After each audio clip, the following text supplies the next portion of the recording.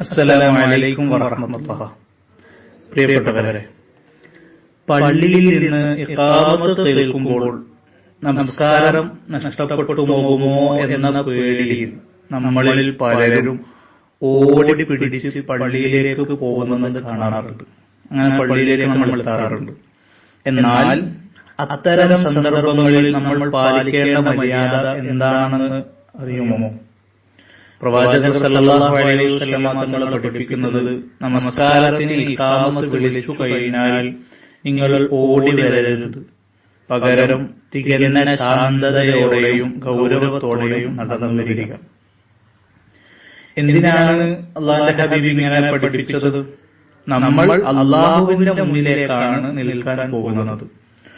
ഓടി വരുമ്പോൾ നമ്മുടെ ശ്വാസോച്ഛ്വാസം വർദ്ധിക്കുകയും മനസ്സിന്റെ ഏകാഗ്രത നഷ്ടപ്പെടുകയും ചെയ്യും.